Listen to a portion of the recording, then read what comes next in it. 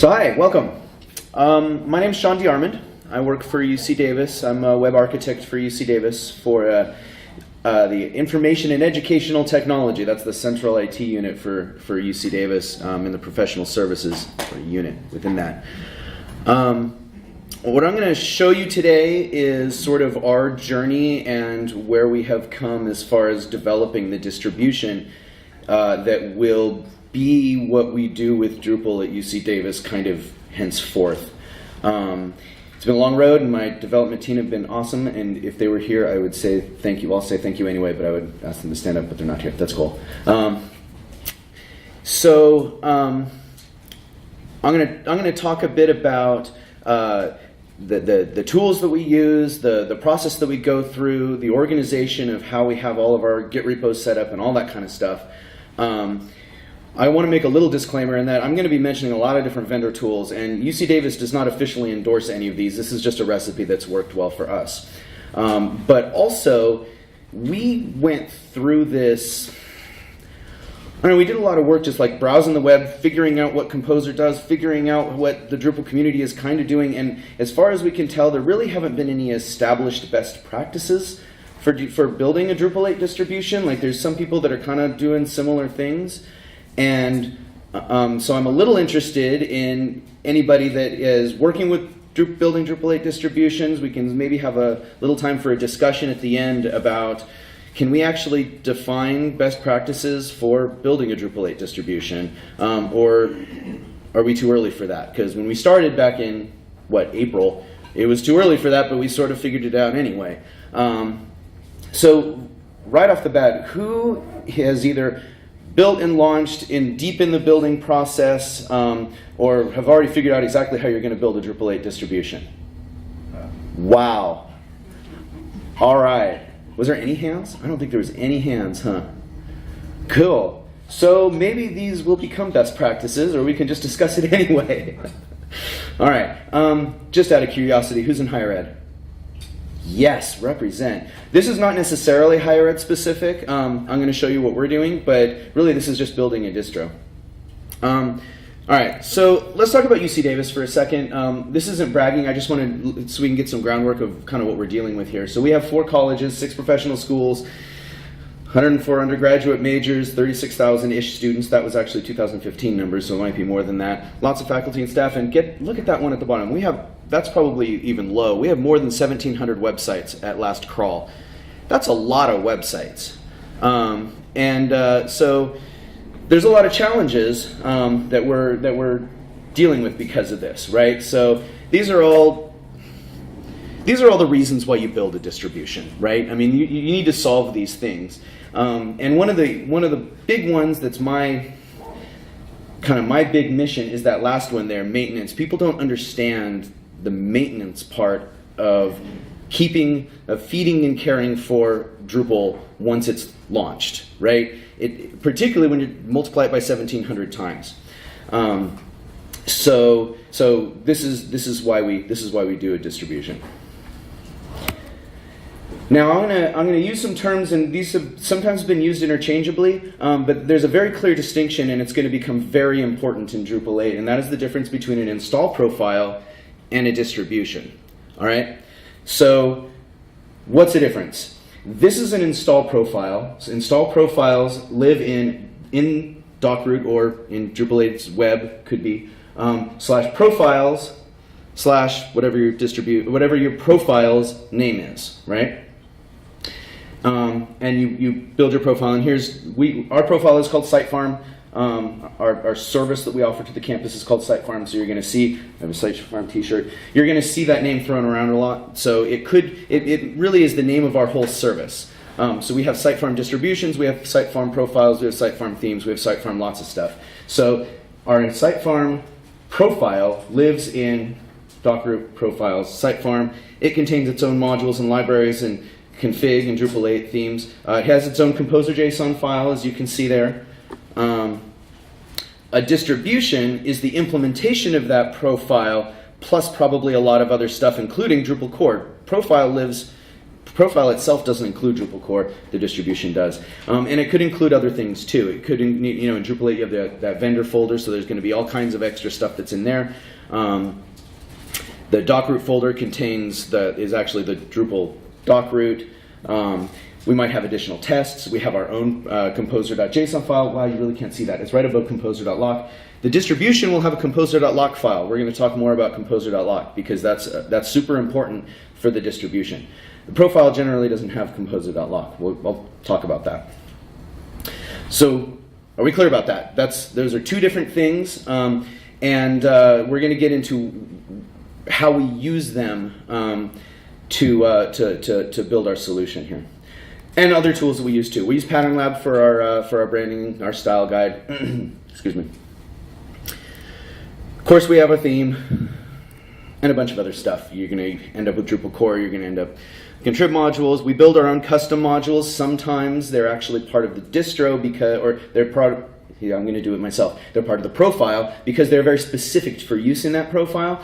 Sometimes they are completely separate and they're far more general use, and we include them as part of the profile or part of the distro. And then other various libraries and tools and other things.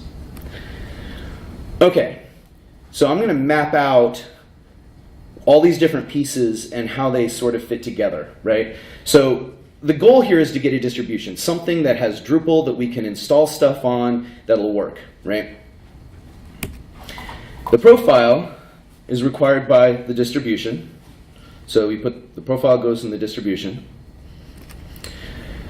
The theme is required by the profile. A lot of other Drupal stuff is also required by the profile. All the modules that you're going to need and anything else that you're going to need is required by the profile. But this is interesting. It can also be required by the distribution. And then we use PatternLab, and that brings it into the theme. So these are 4 different Git repositories. Plus, we actually have an Aqua distribution that we're going to put on Aqua's platform, and a Pantheon distribution that we're going to put on Pantheon's platform. So those are 2 different distributions using the same install profile. I'm going to be talking a lot more about Aqua than Pantheon right now because we haven't done the Pantheon one yet. We've been working on the Aqua one, but we will.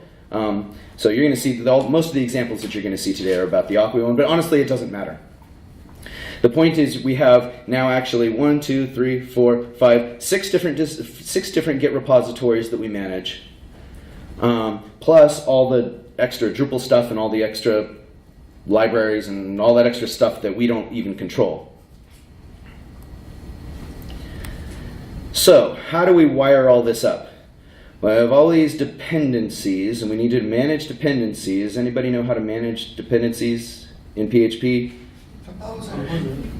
We use Composer, of course. And Composer is a fickle beast. And there are things that you really have to pay attention to in using Composer.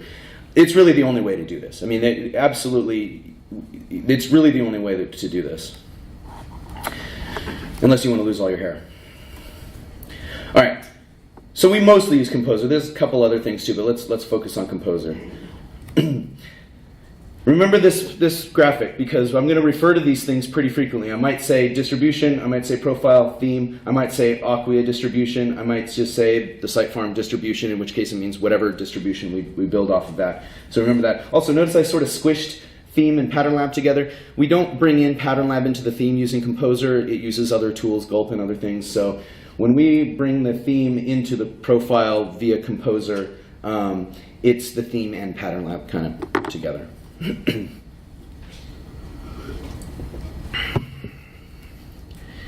This is the composer.json file for our Aqua distribution. This is being recorded, so I'm going to sort of, I can't really, okay. I'm going to sort of talk through it as it scrolls up, but this is being recorded, so you can go back and look at it if you want. There it goes. So you can see there's some required dev. Those are development tools that we need. The The requirements, now this includes the ACSF module and the Acquia connector module. Those are specific Acquia modules that only need to be on this distribution. They don't need to be in the profile. You'll also see a UC Davis, I kind of went already, there's a UC Davis / sitefarm. That is the profile that it requires. You have to declare Git repositories if they're not normal, if they're not packagist Git repositories. Lots of other things. Oh, this says where all that stuff's going to go. If it's a module, it'll go in that folder, and et cetera, et cetera, et cetera. So all this stuff goes in the distribution composer JSON file. This is a composer JSON file for the profile. I'll scroll through this. So you can see, again, we're declaring the repositories. This is sort of only for reference because Composer doesn't look at this to where your repositories live. It only looks in the one where you say Composer install. So you're going to have to, if you're building a distro, you're going to have to copy and paste that little bit and stick it in your own Composer JSON file for your distribution. Also notice we are currently using the packages.drupal-composer.org, which is the old Composer location for Drupal stuff. There's a new one that Drupal.org has brought up, and I believe it's not even in beta anymore. It's in full use. But we're sort of in this weird intermediary time where either will work, so we'll move over to the other one eventually, but there's a whole page on Drupal.org, search something like using Composer for Drupal, and you can read the whole description of why that all is. But what you'll see in the modules, as we're listing here, you'll see the 8.star requirement, which is what this is for. If you were using the Drupal.org one, it would be either just star or maybe the specific version 1.star. So there's that's what that difference is. If you have already read on Drupal.org that this is not the way to do it, you're probably right. But we'll be moving over there eventually. So let's scroll through this here. So require-dev, some of the same stuff is there, bhat and other things. Require, now this is Drupal / lots of things, and this is all the things that this profile is going to need. So there's a lot of modules here, and they just keep going and going, and lots of modules that we use. Down at the bottom there you can see UC Davis / Aggie feed, so that's a custom module that we've built, but it's more generalized, it's not specific to our distro. It's for our Aggie feed service, which is pretty rad. And then also the UC Davis / sitefarm 1, which is a theme. So this is where the profile can bring in the specific theme. Some of those installer paths that have to do with the themes and the modules, and then this is where you can also define patches. So we've added 4 patches, 3 to contrib modules, 1 to Drupal core. And so this is where you define where your patches are going to go, and when you do your Composer install, it'll apply those patches automatically for you. All right? That's a lot of stuff. You can go and read this on the recording or whatever later on. The cool thing about all this is that in order to build Drupal, you clone out your distro and you say Composer install and you have everything. So that's pretty neat. If you want to use a distro, that's all you have to do, and it will bring in all the right pieces, and it'll grab everything from all the different requirements, all the different Drupal modules, all the requirements of the Drupal modules. And so, like, for one example is the address field. The way that Commerce Guys built the address field is that all the cool little things that the address field uses are actually separate PHP libraries that are stored separately, and you have to use Composer to use the address module because it goes and grabs all these other PHP libraries and brings them all in. So you don't have to worry about trying to figure out all the different little pieces that every little module needs. You say Composer install and kaboom. So that's pretty cool. But when you're developing, you don't necessarily want the production version of everything you're working on. So this is where this sort of gets weird. And so I'm going to kind of go through what our development process is and sort of some of the things that we do during development for testing and deployment and hosting and all that kind of stuff. We use Jira, And this is the Jira Agile board. So you grab a user story, it's assigned to you, you bring it into the in progress. And so if we're working on the profile itself, we go into the directory for the profile, doc-root, profile, site farm. And what you'll notice when you do that is that you are now in a different repository than you were before. So when you checked out that distro and you said composer install, it actually made a real Git repository right there for your profile. So that's sort of cool. Now all you got to do is work with that. So we're going to check out the dev. We're going to pull the dev branch in from the profile. Good. And we're going to check it. Okay, what we always do is we always name our branches based on the Jira ticket that we're using. Then we do work. Then we add it, then we add the stuff in and we commit it, and we always tag our commits, the Jira issue, and we push it back up. And we sometimes do that a lot. But what if you need to add a new module to the profile? All right. Well, it's actually, you need to have it in both places. I'll show you what I mean by that. So let's talk about first, this is our process that we do. We go back to the distro root directory, and we work on the dev branch of that too. And again, we check out a branch for the feature that we're working on. We say composer require the module that we need and the version that we need. Again, or just star if you're doing the Drupal.org one. And what that does is that puts a line in your composer.json that says Drupal/ctool is 8.star. But that's not really where you want it, because this is a module that's actually a requirement of the profile, not really of the distro. But there's a reason we did this. I'll get to that in a second. So really what you do is you copy paste or cut and paste that and just drop it in the profile one. And so there's a second step. So we talked about, I mentioned briefly composer.lock. So when you say composer require, it drops that into the composer.json, but it also takes kind of this very specific version. If it's a Git repo, it'll actually take the hash of that project that you just required, and it sticks it into composer.lock. And remember what I said before, composer.lock lives in your distro, not in your profile. So by doing that command, that composer require command in the distro root, then it'll add that stuff to composer.lock, which is where you want it. Unfortunately, it does it the way it's supposed to do it, but it puts the requirement in the composer.json of the distro, and you got to move that yourself. But that's fine. So it did all that, and that's great. But what you really want to do is look at this composer.lock, because remember what I said? Composer, it's great. It does exactly what it's programmed to do. Drupal does things weird sometimes, and anyway, look at it. Make sure that what you're looking at is the thing that you just put in there, because it might do things like, oh, you didn't say anything about that patch, just take that patch out. No, we actually wanted that patch. So you might have to look at your diff and revert a couple lines. We use PHP Storm, and PHP Storm has this great like side-by-side comparison of a diff between what's in head and what you're working on, and you can revert specific lines right within that side-by-side. It's really great. We use that all the time. So look at composer.lock, make sure nothing looks wonky, and you add it and you commit it and you push it. Okay. But then we're going to go back to the doc root profile site farm, because remember we added that extra line in the composer.json of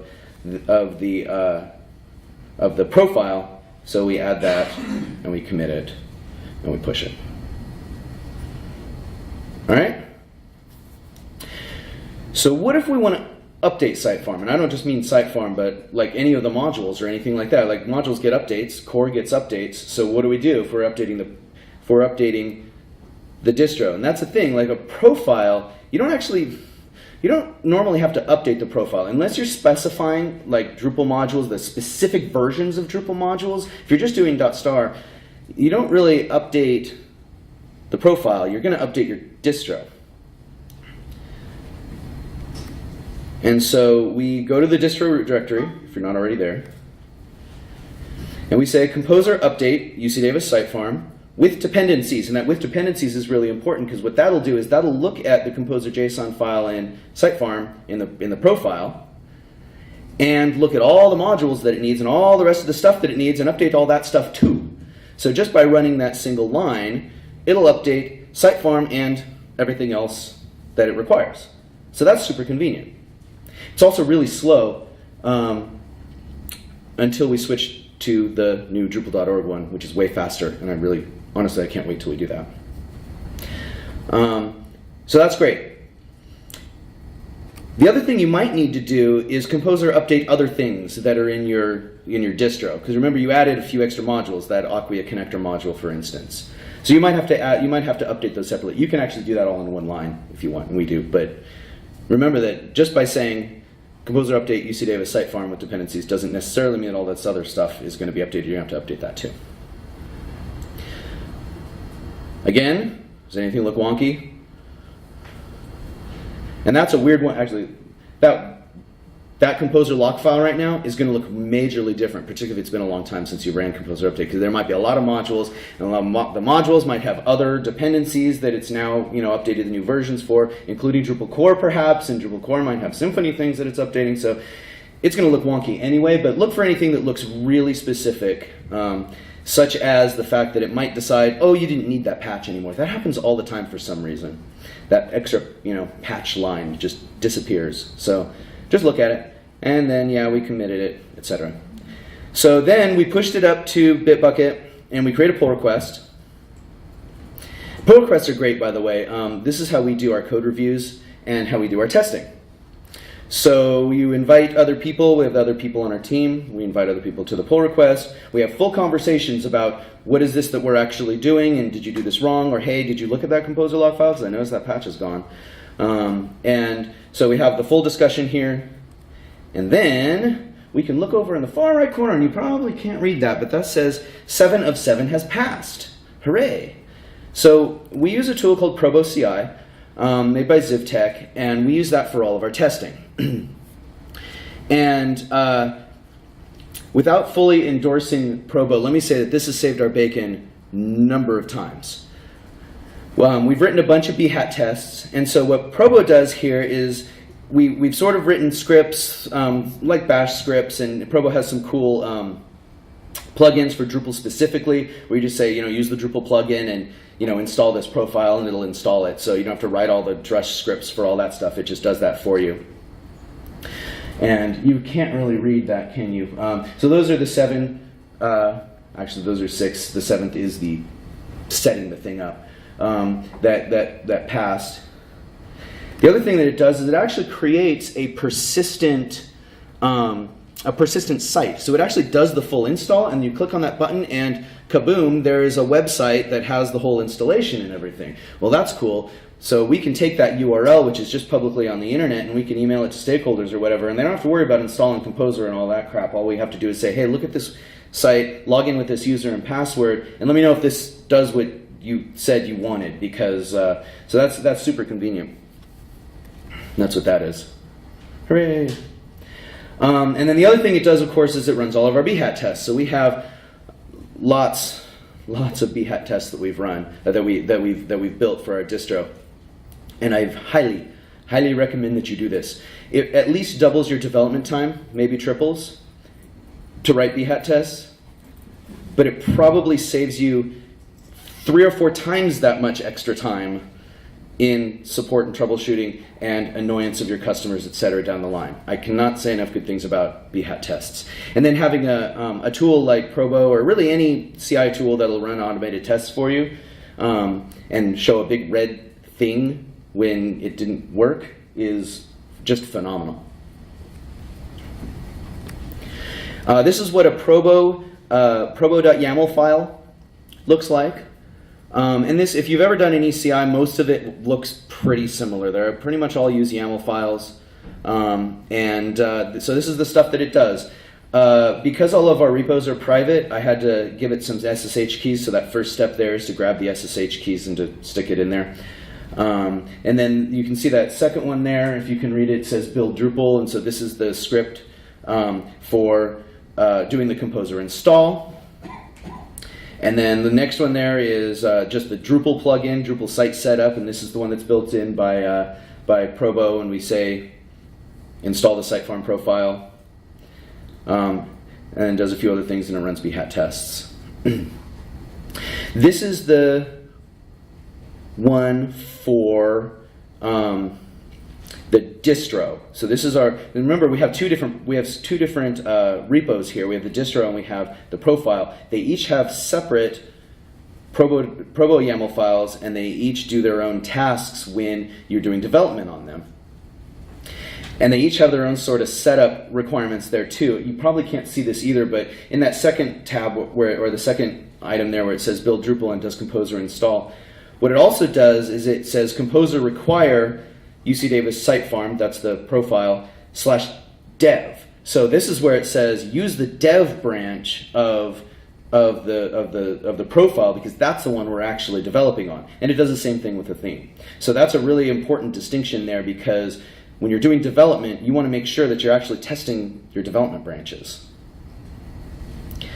And then it runs all the stuff. This is the Provo YAML file for the distro. No, for the profile. I'm sorry. So this does pretty much the same thing with a few other little gotchas. I'm not going to go too deep into this one right here, but you can look at it on the recording if you want. We have to do a little bit more goofy composer require stuff with this one. And then we merge it. Hooray. Yay, we're merged. Because everything passed.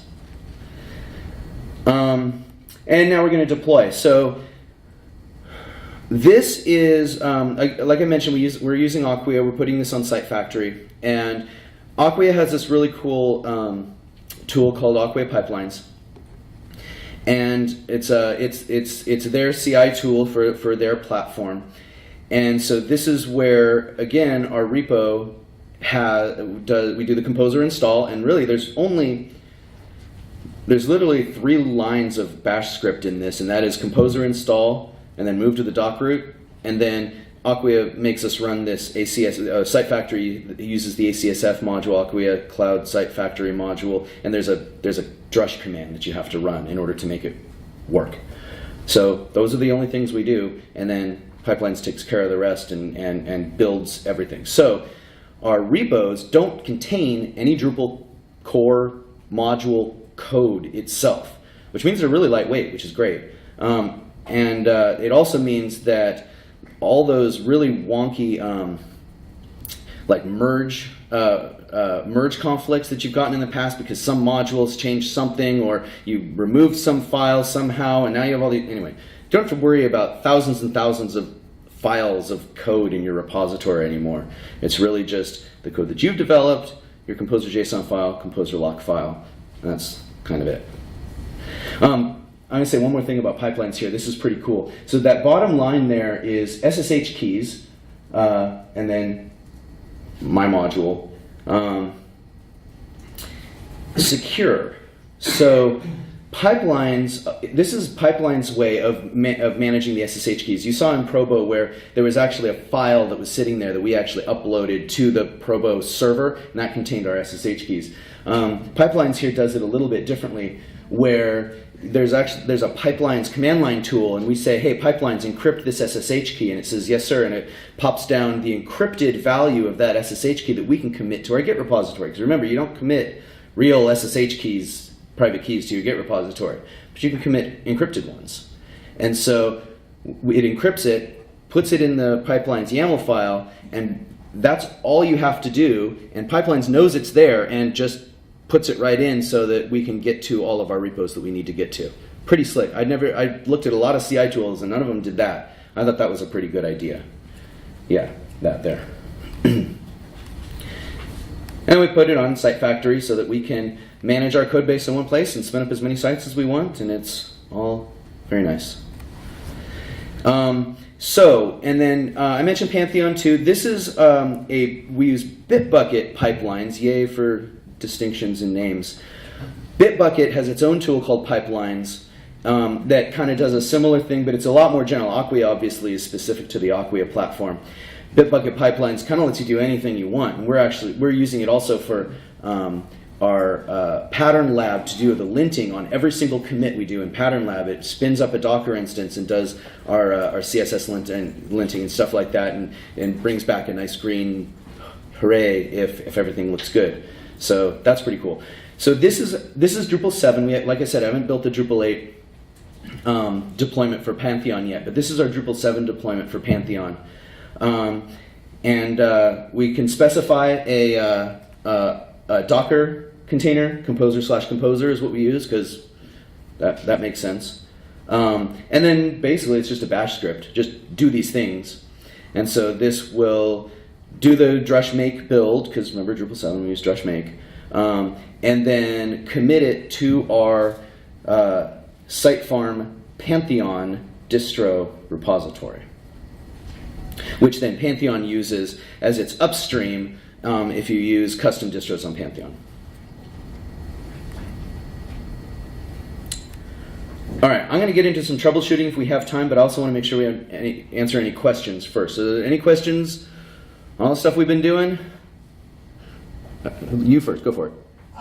So you talked about building the distro. What about maintaining it? How do you use this to maintain the sites after you build them? Well, that's just the update process, right? Okay. And yeah, when we run the update, it changes just the composer lock file, so that next time we commit that and we run the CI tools, it just does a brand new build and brings all the new updates for all the modules. So in Pantheon, it's because we have this custom start state so that we can update the sites through the Pantheon interface, or script it with Terminus if that's your poison.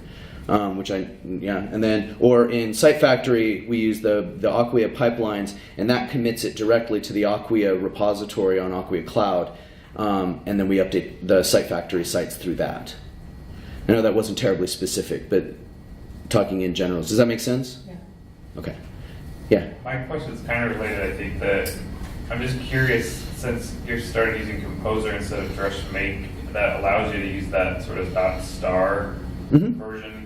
Have you found that to be? Have you had problems with that so far, like with having undeterministic builds? I guess not. We have not. Well, yes, sort of. But we were still in kind of development for a long time, and everything was sort of in development. So no, we didn't have any real problems. Composer had some weird problems, and I'm going to get into some of it. But things like what was it? We tried to update to Drupal 8 dot something, and there was another. No, we tried to update a module that required a newer version, I think, of Guzzle than the Drupal core required. And so Composer was throwing errors, but once we updated Drupal core, then it was okay. But like we were trying to update modules, and Composer was throwing errors because you had version mismatch numbers. That's not a specific answer to your question, but that's where some of the problems that we've had, where it's maybe too specific, actually. If it's too general, you're right. That can come up where we didn't test this newer version of the module, but through all of our BHAT testing, we can test it, and if it doesn't work, we'll go back and figure out why. And maybe we do have to specify a specific version of the module. In fact, there was one instance where we did, which one was it? Oh, metatag module broke Drupal console and Drush access all at the same time. Like you can't use Drupal console and Drush at the same time. And there was a patch, but it wasn't in a release. So I had to specify a specific version of the metatag module to make that work. So yes, Composer, fortunately, all this will just explode in Composer if there's actual version mismatches. And if there's not actual version mismatches, hopefully it'll be caught within our testing. I'd like to make it so that we don't have to do that kind of stuff. Or if we do, we can specify it in the distro rather than the profile itself, which is what I did with metatag. So we have metatag required 8.star in the profile, but in the distro I said require this specific dev commit. And so that's something you can do with Composer now, is have you can re-require things if you need more specific versions in the distro, while in the profile you can still have a more general version. But testing's the name of the game, right? Yeah. You got a question here. So with that many sites, you must have a lot of clients with one-offs. What are you managing those with? So our plan is to use Aqua Site Factory, which allows us to spin up sites at will using the distro. And so Site Factory is just a way to manage a big multi-site, basically. It's an extra layer of GUI management on top of a enormous Drupal multi-site. Has some pretty cool functionality baked into that makes things really cool. But that's a way, quick one-off, spin up a site, install it, or use it, put your stuff in there. But we manage the code base for that. Like, there's no custom code. Site Factory actually lets you make a custom theme, so we do let people have custom themes. But the code base is set. No custom modules in that code base. We're going to use Pantheon for our more custom sites. And because it's all the same distro, or the same profile and more or less the same distro, we can just export the codebase and database out of Site Factory and import into Pantheon, and now you can have your site in Pantheon. You can have, you got your own codebase now. Go nuts, do whatever you want to do with it. Did that answer your question? Yeah, I guess I was wondering, once they do that, how do you maintain it? So then there's a cost involved in that one. So my unit is a recharge unit within UC Davis, but we also provide this kind of core piece of functionality, which is these kind of, the free sites of limited utility. No, it's Drupal. You can still do a lot of stuff right within the interface, but no custom code. But if you are a special snowflake, then you're going to pay for it. And you have to pay for hosting. You have to either pay for maintenance or prove that you have a developer that's capable enough to push the button on Pantheon to update your code and do it religiously. Gotcha. There were some questions back here. Why don't you go first? Yeah. So you have your different pieces, like your theme and your profile and the distro, broken up into different Git repositories. I assume those are private repos. Mm-hmm. So how does, say, Aqua, when it runs Composer, install? Does it get access to pull those? Yeah, so that had to do with the SSH keys that I mentioned. So Aqua, I put the encrypted SSH key directly into the pipeline script. In Provo, it was another upload that was separate, and then I had to do just a bash script to put it into the right place. So on Bitbucket, and I think it works the same way in GitHub, you can have deployment keys, which is not a user, but on a repo itself, you can upload the public key onto the repo and say, okay, this grants read access to this repo, and I think you can even specify which branch if you want. And that would allow, and so that's the public key to the private key that was uploaded through the CI tools. Behind him? Yeah. What's your build times look like on Provo, on Aqua, and are those Provo tests being kicked off when someone pushes a branch, or is it when they do a pull request? Pull request. So that's what we liked about Provo, is that fit really well into our code review process, right? So we invited our team members to the pull request to review the code, which we can review right within Bitbucket, and there's a link directly to the Provo build, so we don't have to worry about checking out the right repos or checking out the right branches and doing the Composer install and all that locally. We can just say, go look at the site that it built on Provo. So Provo takes, including the Composer install and some of the wizardry we do within there, and the Drupal install and all the bhat tests, about 20 minutes to run. I hope that will speed up considerably once we start using the Drupal.org Composer libraries rather than the other one.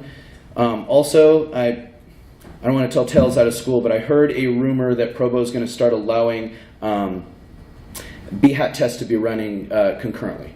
So that should speed that up a little bit. So you would break them up into different tasks. We already break it up. We have our JavaScript ones that run, and then our non-JavaScript ones that run, and then we run our JavaScript ones using Selenium. So we already break it up into 2, but you could break it up into 4 or 5, and then they would all just run at the same time. So that might speed it up some too. On Aqua pipelines, it's a lot faster because we're not doing the bhat tests on pipelines, and we're not doing any weird wizardry with Composer because it's running the production build. So that takes 3 minutes or 2, I think. It's super fast. I'm really impressed with pipeline speed. So you're not running like a build server, really. You're using pipelines in Provo, that's it. You don't Yeah. have like another server running. Don't need to. And for Pantheon, obviously we wouldn't use Aqua pipelines for Pantheon. We'll use Bitbucket pipelines, and that takes a long time because for that one I'm actually doing the whole drush make and everything, and that's a little slower. I don't remember how long that one takes, but it's less than 10 minutes. And I would imagine for Composer it would be less than that as well. But Acquia pipelines was super fast. I'm just amazed at how fast that one runs. Yeah.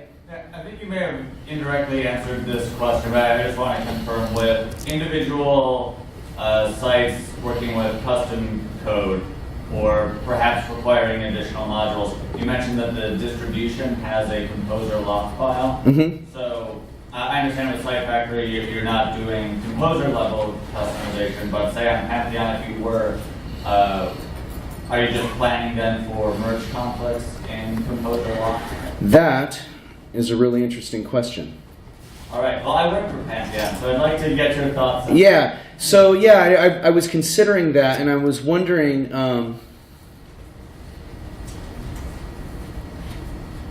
Let's talk about that. Yeah, That's a really interesting question. Yeah.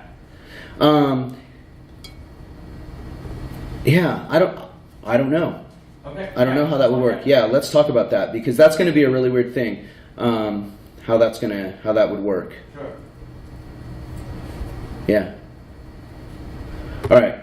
We have, I think, just a couple minutes. Let's just go through some of the extra troubleshooting stuff. So guess what? Composer.lock is going to get wonky. So this is what you can do with Composer.lock in the distro, is that if it really gets just totally out of control, try to repair it if you can. Like I said, PHP Storm is good. But if it's impossible, you can just throw it away and run Composer install, and it'll rebuild everything again. And then you just commit that one. So that's a pretty simple solution. Don't do this all the time. Don't make this a matter of course, because once you do this, trying to figure out, trying to make sure that it didn't take everything out is going to be hard. There's going to be a lot of changes all in there all at once, but this is something that you can do. Also, we use features, and so a lot of times when you try to do a Drupal install, your feature will have unmet dependencies. We run into this all the time. And so the biggest things that we find with unmet dependencies is, for some reason, features always likes to drop the blocks in the config/install, but if you move them to config/optional, that's better. You won't get the unmet dependencies. And also, for some reason, image styles as dependencies, features keeps putting them in, and they almost always just break. So just take them out. You don't really need them in there anyway. So those are things where when we're doing commits on our features, we just have to take another look at it and say, oh, take that one out. And I think I talked about this already, but which branch are we testing again? And so I put that stuff into Provo. But you have to really keep an eye on this if you're on your own development environment, because remember, you could have lots of repos that you're working on. You might have your theme, you might have your profile, you might have your distro. Which one is the current branch of each? And then you run Composer install. And anyway, so make sure, keep an eye on all the branches that you're using. The way I like doing it in Provo is to commit the distro and commit the theme, and then test the profile. Because profile is where most of the work's going to go anyway. But if you try to test the profile before you've committed that module that you just added to the distro, it's not going to have a module that you need, and your stuff's going to break. So get the distro in there, get the theme in there, and then test the profile. Again, when I say commit, I mean commit to the dev branch. You have your feature branches. Commit to the dev branch first, and then you can run the test of your profile. All right, any last questions? Yeah, Mariana. How much did Aqua pay for you to present? I'm just kidding. Thanks, Sean. I believe I paid Aqua a heck of a lot of money to present this, if I remember correctly. Yeah. Where are we going to find a link to your recording and your slides? Badcamp's recording everything. Okay. And yeah, so that's what this little box and whole awesome little setup is here. So I hope you'll find on every single presentation there'll be a recording. And I'll try to get my slide up, and somehow I'll get my slides on there too if they let me. Behind you there, yeah. Me? Yeah. Okay. Do you have Sitefarm on Drupal or GitHub? Nope. We have it on Bitbucket, but it's a private repo right now. So no. The PatternLab I do have available. So again, that's UC Davis branding, so you're not allowed to go spin up UC Davis sites unless you work for UC Davis, and all the logos and everything are of course all UC Davis property. But if you want to see kind of how we wired that up, I had the link on an early slide, but it's bitbucket.org/IET-webdev, and you can clone out or fork our PatternLab repo. I would like to make it a public repo. It'll never be on Drupal.org because this is not our distro is not something that everybody's going to use. But I'd like to make the repo public just so people can see what we've done as an example.